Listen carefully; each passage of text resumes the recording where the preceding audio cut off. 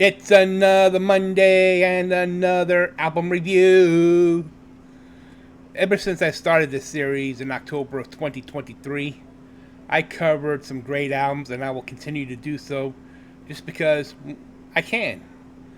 The last Queensryche album I covered was episode 7, which was the Rage for Order episode. Well, episode 35, I review Queensryche's masterpiece, Operation Mindcrime. Don't forget to subscribe to my channel and check out past episodes of JoeLumb's album review, as the playlist is in the description box. Now it's time for the review. Operation Mindcrime took almost 2 years to produce, with pre-production beginning as early as the spring of 1987. The album was recorded digitally on a Sony 24-track digital tape machine and was also mixed and mastered in the digital format. The band shot a one-off promotional video in 1988 for the song Speak. Using performance footage, it didn't include the dramatization of any of the story's concepts. The idea for the album came to Jeff Tate after moving to Montreal, Quebec, Canada, and listening to the loose talk of members of the militant Quebec separatist movement who had grown friendly with him, some of whom were in organizations which engaged in bombing and terrorism. He also incorporated some of his memories of his friends who had become derelicts due to heavy drug use. While working on the basic storyline of the album, Tate had to convince the rest of his bandmates on a one-on-one basis. Chris DeGarmo soon shared his enthusiasm for the project, and the rest of the band eventually became interested. The album begins with the protagonist, Nicky, in the hospital. He lies in a near catatonic state, unable to remember anything but snippets from his past. Suddenly, Nicky's memories come flooding back in a torrent, quote-unquote, I remember now. He remembers how, as a heroin addict and would-be political radical frustrated with contemporary society due to economic inequality, corruption, and hypocrisy around him, he was manipulated into joining a supposed secret organization dedicated to revolution, Anarchy X/Revolution Calling. At the head of this organization is a mysterious political and religious demagogue known only as Dr. X, who manipulates Nicky through a combination of his heroin addiction and brainwashing techniques to become an assassin. Whenever Dr. X uses the word mindcrime, Nicky becomes a docile puppet, a state of which Dr. X uses to command Nicky to undertake any murder that the doctor wishes. Operation Mindcrime. As his position within Dr. X's organization grows, so does Nicky's ego and adherence to his master's vision of the future, Speak. Though one of Dr. X's associates is a corrupt priest named Father William, Nicky is offered the services of a teenage prostitute turned nun named Sister Mary, spreading the disease.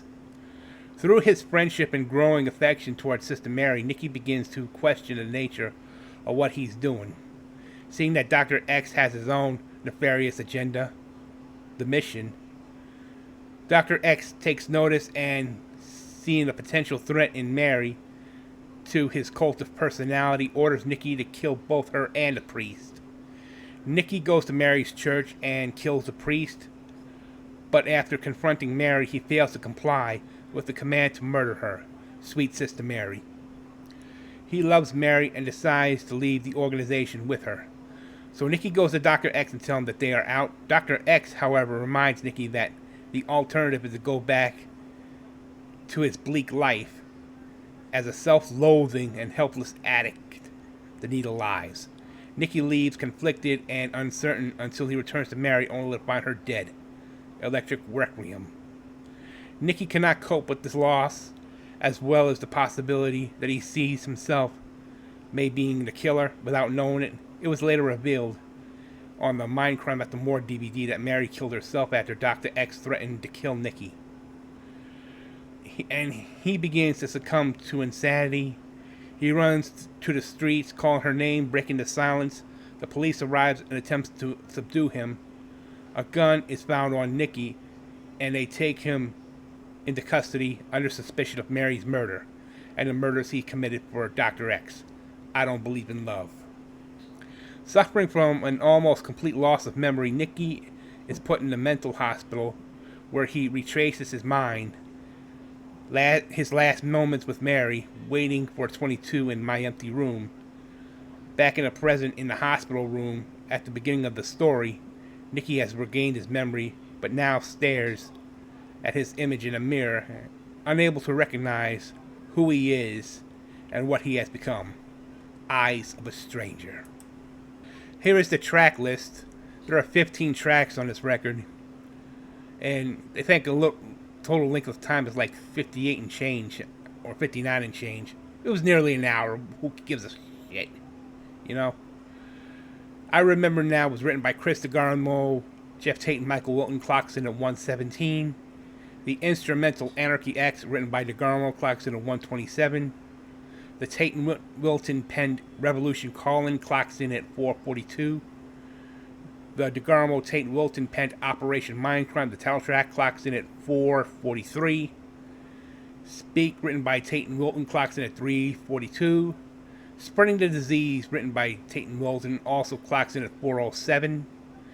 The Mission, written by Chris DeGarmo, clocks in at 545. Sweet Sister Mary clocks in at 1041, written by both Jeff Tate and Chris DeGarmo. The Needle Lies, written by Tate and Wilton, clocks in at 308. Electric Requiem, written by Scott Rockenfield and Jeff Tate, clocks in at 122. Breaking the Silence, written by DeGarmo and Tate, clocks in at 434. The also penned DeGarmo and Tate song I Don't Believe in Love clocks in at 423. Waiting for 22, the instrumental, clocks in at 105, written by Chris DeGarmo. The Tate and Wilton penned My Empty Room clocks in at 125. And the DeGarmo Tate penned Eyes of a Stranger clocks in at 639. Queensryche's Operation Mindcrime was originally released on May 3rd, 1988. The album was reissued on May 6, 2003 with 2 bonus tracks, and again in 2006 as a deluxe box set. Operation Mindcrime is a concept album and a rock opera. Its story follows Nicky, a drug addict who becomes disillusioned with the corrupt society of his time and reluctantly becomes involved with a revolutionary group as an assassin of political leaders. In January of 1989, it ranked number 34 on Kerrang! Magazine's 100 Greatest Heavy Metal Albums of All Time. Wow. Operation Mindcrime was Queensryche's breakthrough album, reaching number 50 on the Billboard 200, while its singles Eyes of a Stranger and I Don't Believe in Love served as the band's first charting hits in the United States. The album was certified gold in early 1989 and was certified platinum 2 years later. My overall grade for Queensryche's Operation Mindcrime is an 85 out of 100. The songs I like on this record are the title track, Operation Mindcrime, Revolution Calling, Spreading the Disease, The Mission, I Don't Believe in Love, and Eyes of a Stranger. You know, when this album was released, it received widespread critical acclaim upon its release. Contemporary critics praised the band's musicianship, Jeff Tate's voice, the complex and well-developed storyline, and Peter Collins' production. In 2011, LA Weekly ranked the album number 14 on their top 20 hair metal albums of all time, calling it Queensryche's magnum opus and a masterpiece. Well, duh. In 2016, Classic Rock named it among the 10 essential progressive metal albums. In January 2017, Loudwire ranked Operation Mindcrime as the best heavy metal album of 1988. In June of 2017, Rolling Stone placed it 67th on their list of 100 greatest metal albums of all time. The album has been cited as an influence by Avenged Sevenfold and Ben Weinman of the Dillinger Escape Plan.